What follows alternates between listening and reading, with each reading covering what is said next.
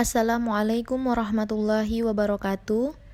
Pada hari ini kami dari kelompok 3 yang beranggotakan Sri Rahayu, Yuyun Riaya Wairoro, Deice Susanti, Astiti Aulia Latama, dan Stefani Palebangan akan membahas tentang epigenetik.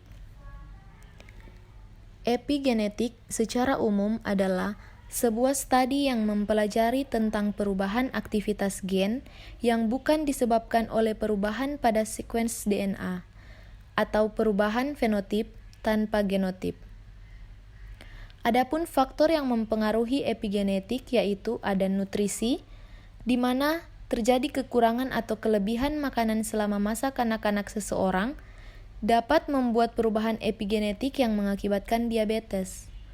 Kemudian ada parenting, yaitu bidang epigenetika terus menjelaskan pentingnya pengasuhan bagi kesehatan mental. Manfaat epigenetik dapat dimanipulasi sehingga menjadi target terapi bagi kasus-kasus yang melibatkan mekanisme epigenetik. Pada umumnya, epigenetik bermanfaat dalam rekayasa genetika untuk mengombinasikan DNA agar menghasilkan sifat-sifat unggul. Kemudian ada mekanisme epigenetik. Ada 3 mekanisme dalam proses epigenetik. Yang pertama ada metilasi DNA, ada modifikasi histon, dan yang ketiga ada pengaturan RNA melalui non-coding. Metilasi DNA adalah peristiwa di mana terjadi penambahan gugus metil pada ujung cincin 5 sitosin, di mana pada metilasi DNA berkaitan dengan aktivasi dan inaktivasi gen, di mana jika terjadi inaktivasi gen itu berarti faktor transkripsi tidak dapat mengikat DNA yang termetilasi.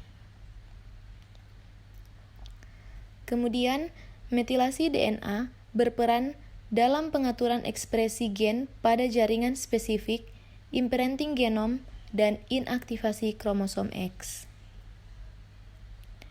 Pada metilasi DNA terdapat DNA off dan DNA on. DNA off adalah DNA yang tidak membutuhkan energi ketika bekerja sehingga mengalami metilasi, bukan melakukan metilasi. Sedangkan DNA on adalah DNA yang membutuhkan energi, sehingga DNA on yang mengalami penghapusan metilasi karena membutuhkan energi. Pada metilasi DNA, terdapat penambahan gugus metil dibantu oleh enzim DNA metil transferase atau DNMT. Ada 3 macam enzim untuk mempertahankan pola metilasi DNA tubuh, yaitu yang pertama ada DNMT1 untuk mempertahankan pola metilasi DNA yang standar. Yang kedua ada DNMT3-alfa atau mempertahankan pola, dan yang ketiga yaitu DNMT3-beta untuk metilasi DNA yang baru. Kemudian yang kedua ada modifikasi histon yang merupakan modifikasi untuk mempengaruhi perubahan bentuk kromatin. Ada berbagai macam modifikasi yang dapat terjadi pada histon. Yang pertama ada asetilasi, dan yang kedua ada fosforilasi, di mana asetilasi dikatalis oleh histon asetilase atau HAT, menguraikan struktur kromosom yang padat sehingga kode pada rantai DNA dapat ditranskripsikan. Sebaliknya, deasetilasi dikatalis oleh HDA, yaitu akan memadatkan kromosom kembali, sehingga DNA yang terikat pada wilayah histon tidak dapat ditranskripsikan.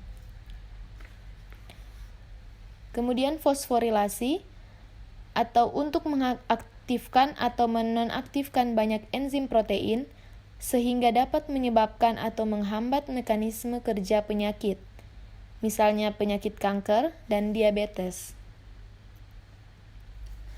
Modifikasi histon, kromatin itu terdiri dari nukleosum yang tersusun oleh 146 pasang basa DNA dan dibungkus oleh 4 protein histon, yaitu H3, H4, H2-alfa, dan H2-beta. Perubahan ekspresi gen akibat modifikasi histon terjadi melalui mekanisme yang pertama, ada modifikasi histon secara langsung mengubah struktur kromatin, dan yang kedua, meregulasi pengikatan kromatin faktor atau protein-protein kromatin. Selanjutnya, ada RNA non-coding. RNA non-coding adalah suatu molekul RNA fungsional yang ditranskripsikan oleh DNA namun tidak ditranslasikan menjadi protein. RNA non-coding berperan meregulasi ekspresi gen pada proses transkripsi dan post-transkripsi, di mana RNA non-coding terdiri dari mikroRNA yang berfungsi sebagai regulator negatif bagi suatu gen, biasanya ditemukan di alam pada semua sel eukariotik. Yang kedua ada short interfering RNA yang memediasi pembelahan urutan spesifik mRNA yang baru lahir. Yang ketiga ada PIWI interacting RNA untuk melindungi germline dari penjajah genom seluler. Yang terakhir ada long non-coding RNA, di mana RNA non-coding yang panjangnya lebih dari 200 nukleotida. Sekian video penjelasan dari kelompok kami, semoga dapat bermanfaat, kurang lebihnya mohon dimaafkan. Terima kasih.